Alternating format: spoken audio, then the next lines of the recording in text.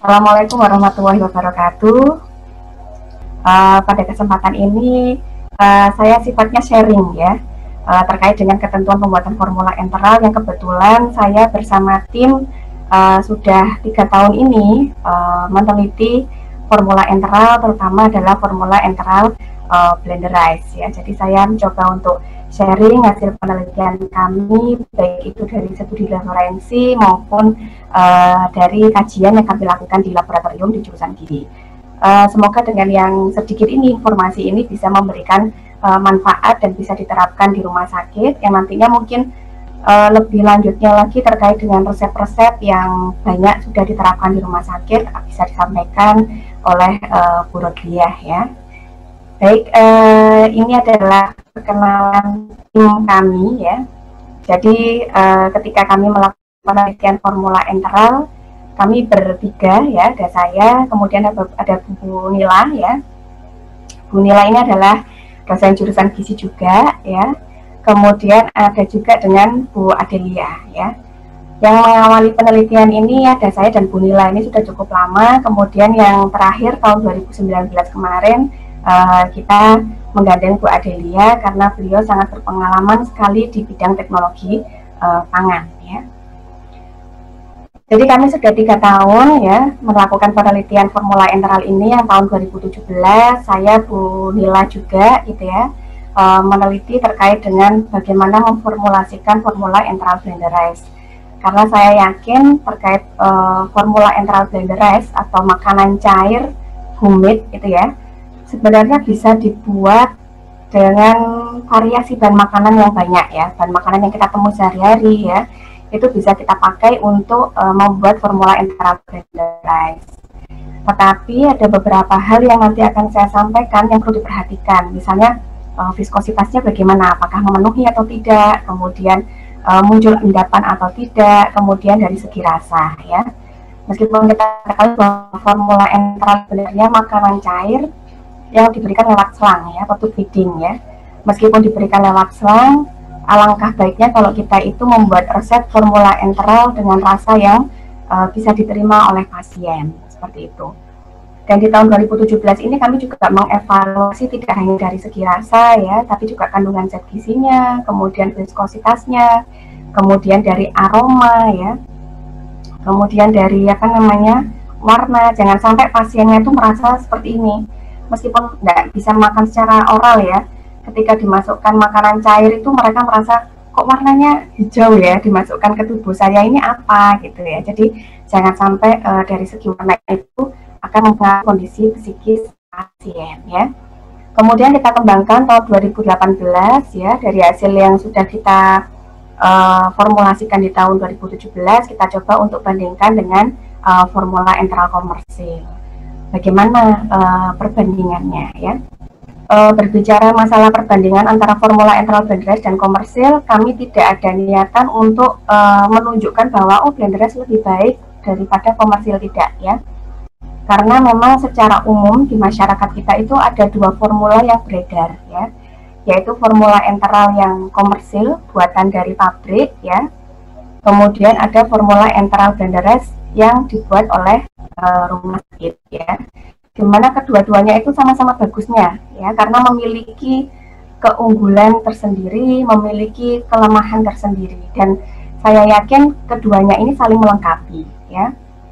Karena apa, mungkin nanti bisa diceritakan di sesi yang kedua oleh Bu Rodlia ya.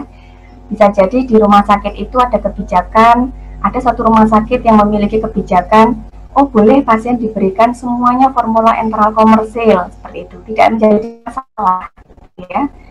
Tetapi kalau ada rumah sakit yang memiliki kebijakan, formula komersil boleh diberikan hanya kelas-kelas tertentu, itu pun dengan jatah mungkin 2 hari selama rawat inap atau berapa kali makan gitu ya. Sehingga sisanya untuk memenuhi kebutuhan pasien di sini menjadi tantangan seorang ahli gizi untuk menyiapkan atau memberikan formula enteral yang humid atau blenderized ya. Sehingga di sini yang melatar belakangi kami mencoba untuk membandingkan bagaimana kandungan zat gizinya, bagaimana viskositasnya, bagaimana mikrobiologinya, karena kita ketahui bahwa formula enteral blenderized itu kan bentuknya cair ya, sehingga dia rentan terkontaminasi dengan mikrobiologi. Kemudian di tahun 2009 ini kita mencoba ke product development ya, karena kita melihat bahwa penyajian formula enteral blender rice itu sedikit lebih ribet daripada formula enteral komersil yang tinggal seduh gitu ya. Kami mengembangkan formula enteral blender rice itu kami tepungkan dengan metode spray drying ya. Memang hasil penepungannya bagus ya, tidak jauh berbeda dengan yang komersil gitu ya. Tetapi jujur ya, yang kami temukan kendalanya adalah spray dryernya ya. Di Kota Malang sendiri jarang sekali laboratorium yang menyediakan spray dryer ya, dan itu sangat terbatas ya. Padahal ketika formula itu kita masukkan ke spray dryer, dia bisa dibubukkan dengan bagus ya, sehingga tinggal seduh saja sudah bisa diberikan ke pasien ya. Dan saya tidak sengaja ya, waktu itu beberapa minggu yang lalu kalau tidak salah ya, saya itu coba-coba buka websitenya Aspen ya, melalui Twitternya Aspen. Ternyata di situ sudah ada beberapa formula enteral blender rice yang diproduksi oleh perusahaan-perusahaan besar. Ya. Ini artinya bahwa bahan makanan utuh ini ya, yang menyumbang untuk formula enteral blender rice itu juga ternyata sudah dilirik oleh perusahaan-perusahaan besar ya. Jadi sudah banyak perusahaan-perusahaan besar yang dia sudah memproduksi formula enteral blender rice ya. Tapi ini saya belum menemukan di Indonesia ya, mungkin karena masih baru begitu ya, dan mungkin beredarnya mungkin masih di seperti itu. Jadi memang kalau di formula enteral komersil yang selama ini kita ketahui itu kan bentuknya sudah dalam bentuk saset ya dan bubuk, dan itu mudah sekali untuk disajikan dibandingkan dengan formula enteral blender rice ya. Baik, mungkin dari tadi saya bilang formula enteral blender rice, formula enteral komersil gitu ya. Saya kembali lagi, apa sih sebenarnya definisi dari formula enteral itu sendiri ya. Jadi formula enteral itu adalah sebenarnya makanan cair. Jadi ciri-cirinya adalah, ciri utamanya itu adalah makanan cair ya. Kenapa makanan cair? Karena formula ini akan diberikan ke pasien melalui selang, atau bahasa Inggrisnya itu tube feeding ya, sehingga bentuknya harus cair. Kalau bentuknya padat, lunak, saring, saya yakin dia tidak bisa dilewatkan selang ya, sehingga bentuknya harus cair ya. Karena dilewatkan selang, dimasukkan ke saluran pencernaan pasien ya, karena di sini pasien tidak bisa mengkonsumsi makanan secara oral ya. Nah, tadi ya seperti saya sampaikan bahwa di masyarakat kita beredar ada formula enteral blender rice dan komersil ya.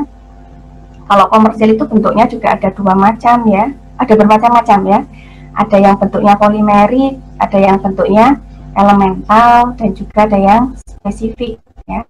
Kalau yang spesifik itu untuk penyakit-penyakit tertentu, formula untuk penyakit diabetes, kemudian ada formula untuk penyakit gagal ginjal ya, itu yang spesifik. Kalau yang polimerik itu adalah formula enteral yang dia didesain mengandung zat gizi yang masih kompleks atau yang masih utuh, sehingga ketika masuk ke saluran pencernaan itu masih membutuhkan proses untuk dipecah menjadi zat gizi yang lebih sederhana ya. Saya contohkan, kalau zat gizinya di sini masih dalam bentuk protein ya, sehingga kalau masuk di pencernaan masih harus dipecah menjadi asam amino ya. Kemudian ada juga formula enteral komersil yang bentuknya adalah yang sudah elemental. Elemental itu bentuknya dia mengandung zat gizi yang sudah dalam bentuk sederhana ya. Kalau protein sudah dalam bentuk asam amino, kalau lemak sudah dalam bentuk asam lemak ya. Sehingga ketika masuk di saluran pencernaan pasien itu sudah tinggal diserap oleh saluran pencernaan ya. Nah, bagaimana dengan formula enteral blender rice? Jadi formula enteral blender rice ini tergolong formula enteral yang polimerik ya, karena dia terbuat dari bahan makanan yang kita temui sehari-hari ya. Bisa terbuat dari susu, bisa terbuat dari kombinasi susu, telur ya. Kemudian dari roti juga bisa, dari biskuit juga bisa, dari madu juga bisa. Kemudian kita kombinasikan jadi satu, ditambah dengan air lalu di blender ya. Itu disebut dengan formula enteral blender rice. Jadi dia masuk dalam kategori yang jenis polimerik ya, karena kandungan zat gizi dari makanan-makanan yang kita blender tadi itu masih utuh ya, masih kompleks ya, bukan dalam bentuk asam amino, bukan dalam bentuk asam lemak gitu ya. Dan mungkin tantangan bagi kami mungkin apakah memungkinkan ya kita bisa memformulasikan formula enteral blend rice yang tipenya adalah elemental gitu ya. Itu yang masih menjadi tantangan ya, karena itu selama ini masih diproduksi oleh perusahaan atau pabrik ya. Baik, ketika kita mau membuat formula enteral blend rice ya, ada beberapa hal yang mungkin harus diperhatikan oleh Bapak Ibu atau ahli gizi di rumah sakit ya. Yang pertama adalah proporsi zat gizi yang terkandung di dalam formula enteral. Nah, nanti akan saya sampaikan ketika mau membuat formula enteral itu karbohidratnya harus berapa persen, proteinnya harus berapa persen, dan lemaknya harus berapa persen. Kemudian cairannya harus berapa banyak ya, itu. Kemudian yang kedua adalah bahan makanan yang dipilih ya. Meskipun kita bisa memblender semua bahan makanan, misalnya kayak kita mau makan dalam satu piring itu isinya nasi, ada sayur sop, ada ayam ya, ada tempe. Mau kita blender, kita buat makanan cair, bisa saja ya. Tetapi apakah kombinasi itu istilahnya menghasilkan formula yang rasanya enak ya, yang aromanya juga enak, yang osmolalitasnya yang juga bisa diterima, ataukah viskositasnya gitu ya, yang dia juga memiliki daya simpan yang cukup lama gitu ya, sehingga untuk pemilihan bahan makanan ini mungkin kita tidak bisa sembarangan untuk memilih gitu ya. Jadi karena nanti pemilihan bahan makanan ini akan mempengaruhi osmolalitas, viskositas, dan juga daya simpan ya. Satu persatu akan saya sampaikan. Yang pertama adalah proporsi zat gizinya ya. Jadi di sini saya ambil dari salah satu referensi ya, jadi Bapak Ibu bisa menggunakan referensi yang lain, mungkin Aspen silahkan ya. Tetapi range-nya atau ininya ya, rentangnya itu tidak jauh berbeda ya. Jadi ketika kita mau membuat formula enteral ya, selain kita memperhatikan kebutuhan pasien, ini ada ketentuan umum ya. Artinya kalau Bapak Ibu mau bikin formula tanpa melihat kondisi pasien, misalnya saya mau bikin formula enteral blend rice, nanti saya jual misalnya seperti itu ya. Ini kan tanpa memperhatikan kondisi pasiennya. Maka secara umum ya, dari studi referensi yang kami dapatkan, bahwa untuk formula enteral itu sebaiknya kandungan karbohidratnya sebesar 30–85% dari total energi yang terkandung di dalam formula. Saya contohkan seperti ini. Misalnya tanpa memperhatikan kondisi pasien ya, saya mau membuat formula enteral 2000 kalori ya. Jadi dalam 2000 kalori formula tersebut 30% sampai 85% itu harus mengandung karbohidrat ya. Begitu juga dengan protein, itu 6–25% dari total energi yang terkandung di dalam formula enteral. Kemudian untuk lemaknya 1,5–55% dari total energi yang terkandung di dalam formula enteral ya. Besar ya, jaraknya dari 30–85, karena ini semua nanti kalau kita sesuaikan dengan kebutuhan pasien, itu tidak kurang dan tidak lebih dari kebutuhan pasien ya. Kemudian yang penting diperhatikan lagi, yang kedua adalah cairan. Kalau tadi adalah zat gizi makro, yang ini adalah cairan ya. Karena penambahan cairan di dalam pembuatan formula enteral blend rice akan mempengaruhi energi density atau densitas energinya ya. Kita bisa lihat di sini, ini ada densitas energi, ini ada air yang ditambahkan ya.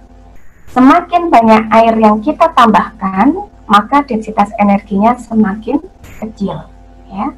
Tetapi semakin sedikit air yang ditambahkan, densitas energinya semakin besar ya. Jadi berbanding terbalik.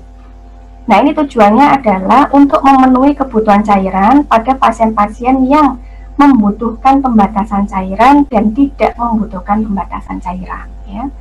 Mungkin seperti pasien yang ada udem ya, pasien penyakit jantung, penyakit gagal ginjal di mana dia membutuhkan pembatasan cairan, maka di sini kan otomatis air yang ditambahkan ke formula enteral itu akan lebih sedikit ya. sehingga Bapak Ibu ahli gizi bisa memilihkan formula enteral dengan densitas yang tinggi untuk pasien-pasien yang membutuhkan pembatasan cairan ya. Di sini sudah saya contohkan, misalnya kalau seorang ahli gizi ingin membuat formula enteral 1800 kalori misalnya ya. Ingin membuat 1800 kalori, kalau ingin membuat densitas energinya 1 kilokalori per mili, maka volume akhir formula enteral tersebut harus 1800 mili. Atau dengan kata lain, dari bahan yang sudah Bapak Ibu siapkan dengan kandungan bahan tersebut mengandung energi 1800 kalori, Bapak Ibu tinggal menambahkan 1530 mili air supaya mendapatkan volume akhirnya 1800 mili ya. Kalau misalnya saya lupa dengan persen penambahan atau jumlah air yang harus ditambahkan, bagaimana? Ini bisa dengan mudah ya. Kalau misalnya Bapak Ibu sudah menyiapkan bahan 1800 kalori, tinggal di blender aja ya, kemudian ditambah air hingga volumenya 1800 mili ya. Jadi hingga 1800 mili. Jangan ditambahkan 1800 mili, nanti volumenya bisa lebih dari 1800 mili ya. Sama halnya dengan ini, kalau membuat formula enteral dengan densitas energi 1,2, maka masukkan semua bahannya ya yang mengandung 1800 kalori tadi, kemudian tambahkan air hingga 1500 mili ya. Seperti itu. Kalau itu Bapak Ibu lupa persen penambahan airnya berapa ya. Nah, kemudian syarat berikutnya yang perlu diperhatikan adalah ada osmolalitas, ada osmolaritas, dan ada viskositas ya. Ini hanya beda L sama beda R saja ya. Saya mulai dari viskositas ya, ini yang paling gampang sekali ya. Jadi viskositas itu pengertiannya adalah kekentalan, ukuran kekentalan. Sebenarnya Bapak Ibu bisa cek secara manual ya. Kalau sudah bikin produk formula enteral, monggo bisa dimasukkan terlebih dahulu ke selang. Kalau bisa jalan, berarti viskositasnya rendah. Kalau ternyata tidak bisa jalan ya, di selangnya itu serat atau nyantol di selangnya cuma nempel saja, berarti viskositasnya tinggi atau terlalu kental ya, sehingga perlu diencerkan lagi. Kemudian kalau osmolalitas secara definisi jumlah partikel zat terlarut per kilogram air, tetapi kalau yang osmolaritas adalah jumlah partikel zat terlarut per liter larutan. Nah, ini bedanya. Kalau yang osmolaritas di sini ya, jumlah partikel yang kita pakai ya, bahan-bahan yang kita pakai tadi ya, partikelnya jumlahnya berapa dalam 1 liter air ya. Karena kan berat jenis air itu sama ya, jadi satu ya, jadi 1 kilo sama dengan 1 liter ya. Tetapi kalau osmolaritas itu adalah berat partikel dalam larutannya tadi ya. Larutannya ini kan 1 liter ya, itu berapa. Nah, jadi Bapak Ibu nggak perlu bingung dengan definisinya, ini bisa dilakukan melalui laboratorium. Nah, pada pengalaman penelitian kami tidak melakukan uji osmolalitas dan osmolaritas karena jujur ya, kami sudah mau searching ya di Indonesia itu di mana laboratorium yang bisa dipakai untuk mengujikan osmolalitas dan osmolaritas, dan kami belum menemukan itu ya. Monggo nanti kalau misalnya ada sharing, saya pernah dengar di sini gitu ya, monggo bisa dituliskan di kolom komentar ya. Ini juga masukan dari kami untuk meningkatkan kualitas penelitian kami. Jadi mohon maaf ya, kami belum bisa meneliti. Tetapi kami bisa melihat dari karakter bahan makanan itu mana yang osmolaritas bahan makanan itu rendah, mana yang tinggi ya. Jadi di sini kita masuk yang ketiga, yaitu pemilihan bahan makanan. Makanya tadi saya sampaikan bahwa pemilihan bahan makanan ini sangat penting sekali karena dia bisa mempengaruhi osmolalitas, osmolaritas, dan viskositas. Dari sinilah kami mencoba mengidentifikasi bahan makanan mana saja yang osmolaritas dan osmolalitasnya rendah ya. Sehingga kami pilih untuk kami teliti, untuk kami buatkan formula enteral standardized. Dan jangan lupa rasa ya, meskipun lewat selang ya, rasa juga harus diperhatikan ya. Mungkin kasarannya itu kalau kita ngasih makan ke pasien ya, secara etis ya, meskipun lewat selang mungkin rasa juga harus diperhatikan, karena siapa tahu resep Bapak Ibu nanti dipakai untuk makanan cair pada pasien yang bisa mengkonsumsi makanan secara oral ya. Nah, ini kita masuk ke beberapa bahan makanan yang bisa digunakan untuk pembuatan formula enteral blended rice ya. Untuk sumber karbohidrat, sebenarnya Bapak Ibu bisa memilih di sini ya. Bisa roti, biskuit, tepung beras ya, kentang ya, atau mie makaroni, ini bisa digunakan semuanya ya. Atau bisa menggunakan jenis karbohidrat yang seperti ini. Ada sirup jagung, maltodextrin, sukrosa, fruktosa, dan gula ya, atau gula alkohol ya. Nah, ini yang saya sampaikan tadi, pemilihan bahan makanan menjadi faktor yang penting karena dia bisa mempengaruhi osmolaritas dan osmolalitas. Pada penelitian kami, untuk sumber karbohidrat, kami memilih salah satunya adalah maltodextrin. Kenapa? Karena dia osmolaritasnya 5 kali lebih rendah daripada dextrose atau daripada sirup. Ya. Sehingga Bapak Ibu bisa memilih maltodextrin sebagai salah satu sumber karbohidrat untuk pembuatan formula enteral blended rice ya. Kalau Anda memilih dextrose atau gula-gula yang biasa, itu biasanya osmolaritasnya lebih tinggi daripada maltodextrin ya. Kemudian bagaimana Bu kalau saya mau menggunakan tepung beras, roti, dan biskuit? Bisa sekali ya. Dari hasil penelitian kami, roti tawar dan biskuit adalah salah satu bahan makanan sumber karbohidrat yang memiliki rasa yang enak jika dikombinasikan dengan susu ya, dengan maltodextrin, dengan madu, dengan yogurt. Itu kombinasi yang enak dari segi rasa. Tetapi apa yang terjadi ketika kami menggunakan ketiga bahan makanan ini secara terpisah ya? Jadi ada kombinasi tepung beras, susu, kemudian madu dan minyak, kemudian ada kombinasi roti tawar, susu, madu, dan minyak, dan kombinasi biskuit, susu, madu, dan minyak. Kami diamkan selama 30 menit. Dan apa yang terjadi? Viskositasnya meningkat. Ya, viskositasnya meningkat, kemudian resiko ada endapan ya. Ini terjadi pada formula ini, sehingga ketika dimasukkan ke dalam selang ya, itu dia susah untuk dijalankan ya.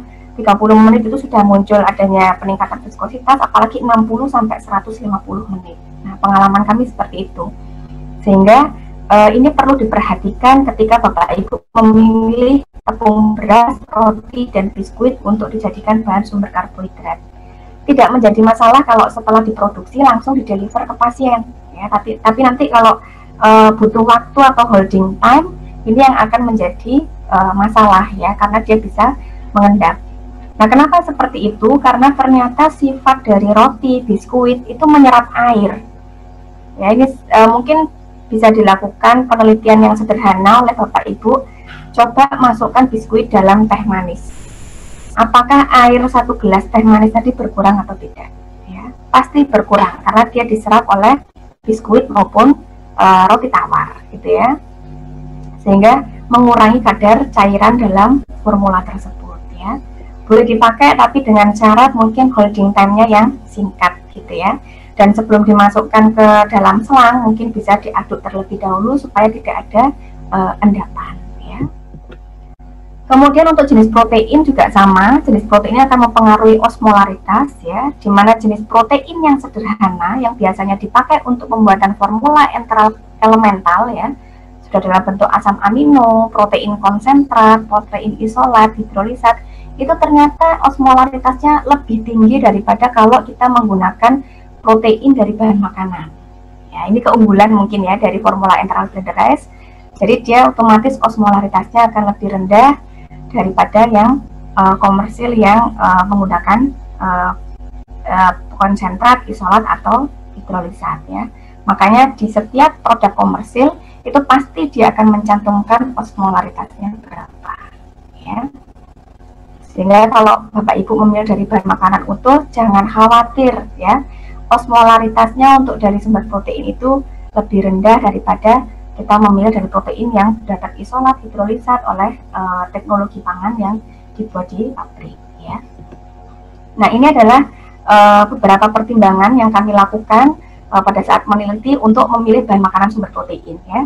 Jujur di penelitian kami sumber protein yang digunakan adalah telur dan susu ya. Kenapa seperti itu? Karena dia memiliki nilai biologis yang lebih tinggi dibandingkan dengan bahan makanan yang lainnya, ya. Apakah tidak boleh menggunakan daging kacang-kacangan, ya, misalnya kacang hijau, kacang kedelai? Monggo, silahkan, ya. Kami belum berani menggunakan daging karena kami khawatir nanti aroma yang muncul itu amis, gitu ya.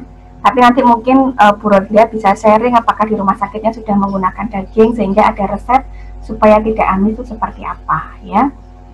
Yang pasti yang sudah kami teliti yaitu menggunakan telur dan menggunakan susu, ini tidak akan menjadi masalah selama telurnya dilakukan poaching terlebih dahulu, ya.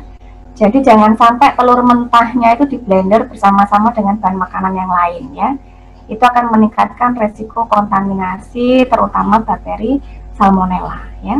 Ini adalah metode poaching yang kami peroleh dari studi referensi, ya, bahwa poaching yang disarankan adalah pada suhu 80 sampai 85 derajat Celcius 2-3 menit. Nah, ini sudah bisa digunakan untuk membunuh salmonella, ya, terdapat pada telur, ya. Dan ini harus diperhatikan kebersihannya. Nanti akan saya sharing dari hasil penelitian kami ada tidaknya E. coli pada formula enteral blenderized, ya. Kami juga pernah menggunakan kacang-kacangan seperti kacang hijau dan juga kacang kedelai. Namun apa yang terjadi ketika sudah dicampur ke dalam bahan makanan lain, jadi formula enteral blenderized, itu ternyata residunya banyak, endapannya banyak, sehingga harus disaring, ya. Hasil penyaringan itu residunya banyak. Nah, ketika residu banyak, ini kan otomatis residu akan dibuang, ya, karena residu akan menghambat jalannya formula enteral di dalam selang, ya.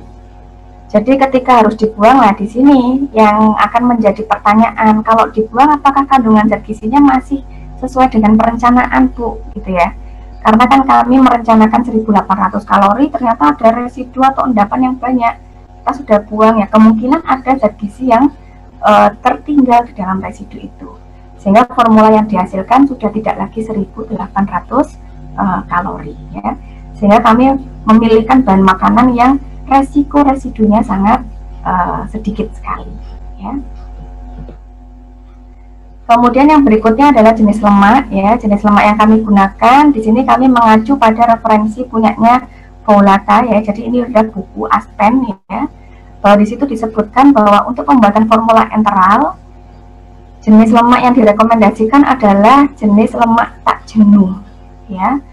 Itu bisa tak jenuhnya itu bisa asam lemak esensial, ya. Ini adalah tak jenuh ganda rantai panjang. Salah satunya adalah omega 3, ya. Kalau selain tak jenuh, dia juga direkomendasikan adalah yang rantai sedang atau MCT, ya. Sehingga di situ tidak tertulis bahwa direkomendasikan lemak yang jenuh seperti itu, ya. Sehingga kami ketika melakukan formulasi formula enteral, kami tidak pernah menggunakan bahan dari margarin atau mentega atau dari lemak seperti daging maupun lemak ayam, ya. Karena ciri-ciri asam lemak yang jenuh itu adalah dia padat pada suhu ruang. Sedangkan ciri-ciri lemak yang tak jenuh itu adalah cair pada suhu ruang. Sehingga kami mencari bahan makanan yang dia itu sumber lemak namun pada suhu ruang bentuknya cair, yaitu salah satunya adalah minyak, ya. Kami tidak menggunakan margarin atau mentega, ya. Nah, di sini bahan makanan untuk sumber lemak yang bisa digunakan yang dia bentuknya cair pada suhu ruang. Bapak Ibu bisa memilih minyak sayur, ya, minyak canola, ya, flaxseed oil, minyak kedelai atau minyak jagung, ya. Atau minyak kelapa juga boleh, ya. Selama dia tidak ada bekuan pada saat diletakkan di suhu ruang, ya. Nah, penelitian yang kami lakukan di sini kami menggunakan dua jenis minyak, ya, ada minyak canola dan flaxseed oil. Minyak canola dan flaxseed oil, kalau minyak canola ini kandungannya juga ada omega 3-nya, juga ada MUFA-nya, ya. Kalau flaxseed oil di sini tinggi omega 3, ya. Namun setelah kita kombinasikan dengan bahan makanan lain seperti susu, telur, madu, ya, kemudian yogurt, itu, ya, formula yang kami hasilkan itu rasanya pahit. Itu dengan penambahan flaxseed oil, ya. Akhirnya saya coba incipin mana bahan makanan itu yang menyebabkan rasanya pahit dan aromanya sangit, gitu, ya. Ternyata flaxseed oil itu memiliki rasa yang pahit dan sangit, ya. Meskipun dia tinggi omega 3, karena waktu itu saya memperhatikan faktor rasa ya, sehingga flaxseed oil ini tidak saya gunakan. Tapi kalau Bapak Ibu harus rasa nomor 2 gitu ya, yang penting pasien ini ternyata pasien pasca bedah butuh omega 3 yang tinggi, ya monggo mau tambahkan flaxseed oil silahkan ya. Akhirnya kami memilih minyak canola ya, karena rasanya netral ya. Ketika dicampur dengan bahan makanan lain dia tidak menimbulkan rasa pahit dan aroma sangit ya. Kemudian dari minyak canola yang kita tambahkan di formula itu kami bandingkan dengan formula enteral komersil merek 1 dan merek 2. Ternyata formula enteral blender rice ini kandungan omega 3-nya tidak berbeda signifikan dengan formula enteral komersil 1 dan 2 ya. Artinya bahwa minyak canola sebagai bahan makanan sumber lemak yang mengandung omega 3 itu bisa dipakai dalam pembuatan formula enteral blender rice ya. Nah, ini yang tadi yang terakhir adalah yang perlu diperhatikan adalah hygiene sanitasi dan daya simpan. Nah, mungkin kekurangan di kami adalah kami di sini masih meneliti sampai daya simpannya 3 jam ya di suhu ruang ya. Ini ada formula enteral yang 1, ulangan 1, ulangan 2, ulangan ketiga. Nah, ulangan yang pertama ini kami buat ya. Ini ada kesalahan ya, bukan ada kesalahan ya, ada kelalaian ya. Ketika kami membuat itu sebenarnya sepele sekali. Kami tidak mencuci telurnya. Cangkang telurnya itu tidak dicuci ya. Langsung dipecah, dimasukkan ke dalam teflon, kemudian kita poaching. Hasil poachingnya itu kita campur dengan bahan makanan lain, kemudian kita blender. Dan apa yang terjadi? Ternyata di sini ada cemaran E. coli-nya. Ya. Maka dari itu kebersihan pada saat persiapan bahan, entah itu penjamah makanannya, bahan makanan yang mau digunakan, ya, peralatan dan tempat pengolahan ini menjadi penting. Waktu itu kami curiga jangan-jangan airnya yang mengandung E. coli. Ya. Airnya kita masukkan ke laboratorium, ternyata airnya itu tidak mengandung E. coli. Ya. Setelah kita telusuri, ada satu yang lalai, yaitu ketika kita menggunakan telur tadi, telurnya cangkangnya tidak dicuci terlebih dahulu, kemudian dipecah di atas wadah ya yang kita pakai untuk tempat setelah dipoaching. Ya. Akhirnya ada kontaminasi. Ya. Namun berikutnya setelah kita menggunakan protokol kebersihan ini ya, ternyata setelah diuji selama 3 jam ya di suhu ruang itu E. coli-nya 0. Ya. Artinya adalah bahwa faktor kebersihan itu nanti akan mempengaruhi daya simpan karena akan mempengaruhi ada tidaknya cemaran di dalam formula yang dihasilkan. Ya. Ini nanti juga disesuaikan dengan holding time ketika Anda sudah membuat hingga dideliver ke pasien seperti itu ya. Ini masih sampai 3 jam sih ya. Kalau misalnya lebih dari 3 jam bagaimana Bu? Saran saya mungkin bisa dimasukkan ke refrigerator. Dan ketika masuk ke refrigerator ya, jangan dalam volume yang besar ya, nanti akan keluar masuk ya. Jadi volumenya dalam kecil-kecil mungkin 1 gelas, 1 porsi, 1 porsi, 1 porsi. Sehingga ketika mendeliverkannya itu tidak terlalu buka tutup gitu ya, formula yang banyak tadi. Baik, mungkin itu yang bisa saya sampaikan. Baik, untuk agenda selanjutnya adalah sesi tanya jawab, akan kita bahas ya satu persatu. Baik, untuk pertanyaan pertama untuk Ibu Leni dari Ibu Cicip Rozana Rianti. Jadi beliau ingin bertanya, beliau sering membuat formula blender rice dari telur rebus yang dicampurkan dengan wortel, bubur tepung, dan susu formula komersial. Untuk selanjutnya disimpan di chiller dan dibagi sesuai jam distribusi hingga 24 jam pemberian. Kira-kira bagaimana Bu untuk proses penyimpanannya, apakah rawan terkontaminasi? Sebelum diberikan ke pasien, mereka menghangatkan kembali seperti menghangatkan ASI. Bagaimana supaya tidak terkontaminasi? Saran saya mungkin kemasan yang digunakan untuk menyimpan ya, disimpan mungkin bisa di botol-botol kecil atau di gelas-gelas kecil, di mana itu sudah sesuai dengan takaran 1 kali pemberian ke pasien, atau mungkin untuk 1 kali pemberian ke pasien 1 gelas misalnya seperti itu ya Bu ya. Mungkin itu bisa diberikan dalam kecil-kecil. Jangan disimpan misalnya dalam 1 botol besar gitu ya. Nanti ketika mau diberikan kemudian 1 botol besar itu dikeluarkan dari kulkas, ditaruh di gelas, kemudian dimasukkan lagi ke kulkas. Nah itu ketika sudah dikeluarkan itu khawatirnya rawan terkena kontaminan dari udara ya, sehingga saran saya sebelum didistribusikan pada saat akan disimpan itu disimpan di botol-botol kecil atau di gelas yang mana ukurannya tadi sudah mungkin 1 kali porsi pemberian gitu ya. Kalau tadi saya lihat di situ ada bahannya terbuat dari tepung beras ya kalau tidak salah ya. Itu saya setuju dengan pemanasan kembali dengan metode seperti pemanasan ASI ya, betul sekali. Karena dulu saya pernah mencoba juga di laboratorium. Kalau dipanaskan misalnya kalau seperti ASI kan kayak di steam gitu ya. Kalau dipanaskan langsung kena api ya, saya khawatirnya nanti akan muncul gumpalan karena sifat dari tepung beras itu ketika dipanaskan ya, semakin lama dia akan semakin menggumpal dan kandungan airnya akan semakin berkurang ya. Jadi diperhatikan juga untuk pemanasannya jangan terlalu lama ya, karena semakin lama dipanaskan maka air akan hilang melalui uap ya, sehingga nanti akan mempengaruhi densitas energi. Mungkin pada saat awal pembuatan ini sudah betul nih densitas energinya 1 kilokalori per mili. Tapi ketika dipanaskan kembali itu misalnya pemanasannya terlalu panas, kemudian terlalu lama, sehingga airnya banyak yang menguap, sehingga kadar airnya menjadi berkurang ya. Jadi tidak ada masalah kalau misalnya ibu mau disimpan di chiller selama penyimpanannya dipisah-pisah sesuai dengan standar porsinya ya, per sekali saji. Kemudian dipanaskannya dengan ditim ya, jangan langsung dikenakan api karena tadi ada bahan tepung ya yang sifatnya dia bisa menggumpal atau bahkan mengurangi kadar air. Itu mungkin yang bisa saya sampaikan Bu Anggun.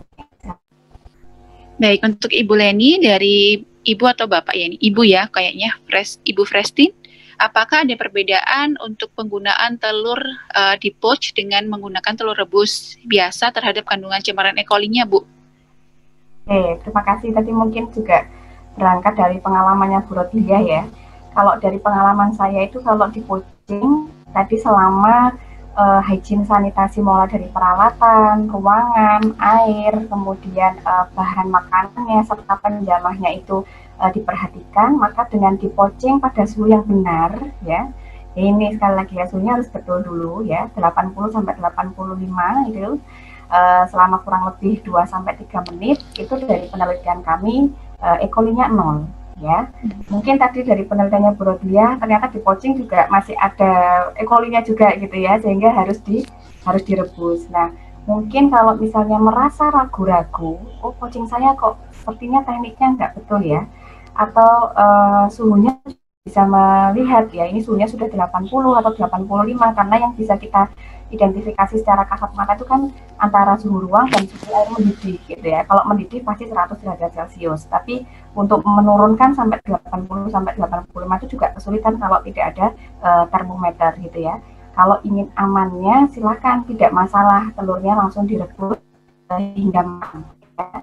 Tapi kalau di penelitian kami dengan dipouching itu dengan syarat hygiene sanitasi, penjamah makanan, ruangan, kemudian bahan makanan itu terpenuhi, maka aman. Ya. Tapi kalau ragu-ragu, monggo ibu-ibu atau bapak-bapak bisa menggunakan telur yang direbus dengan matang ya, tidak dipouching tidak masalah. Oke, kepada Bu Leni kembali dari Ibu Octavia, izin bertanya, dari semua produk formula yang telah dibuat dan diujikan, campuran formula bahan makanan apakah yang lebih lama daya simpannya, Bu? Oke, dari penelitian kami selama ini masih mengujikan satu formula, Bu ya. Jadi satu formula yang tadi sampai 3 jam itu adalah campuran formula yang komposisi bahan makanannya itu terdiri dari susu skim, kemudian kami menggunakan madu sebagai salah satu sumber karbohidratnya ya, karena kami lihat madu ini memiliki glycemic index yang lebih rendah daripada gula pasir ya. Kemudian kami menggunakan telur ya. Telur di sini kami memilih putih telurnya saja ya, yang kami pouching. Kemudian setelah itu kita menggunakan yogurt ya, karena kami melihat di beberapa penelitian terutama formula-formula untuk pasien ICU ya, yang itu ternyata dengan penambahan probiotik itu bisa memberikan atau memperbaiki outcome dari pasien. Kemudian kita tambahkan minyak canola sama maltodextrin. Jadi komposisi yang terdiri dari, tadi saya ulangi lagi ya, susu skim, kemudian madu, kemudian kita menggunakan putih telur yang dipocing, kemudian kita menggunakan yogurt, kemudian menggunakan minyak canola dan menggunakan maltodextrin. Itu di suhu ruang hingga 3 jam itu cemaran E. coli-nya masih 0 ya. Sedangkan untuk formula komersil kami memang belum melakukan penelitian terhadap daya simpannya kalau sudah dicairkan ya, karena memang banyak kendala ya terkait, salah satunya adalah keterbatasan dana juga, karena uji mikrobiologi itu ternyata tidak murah ya. Di tempat kami itu satu sampel itu bisa 265 ya.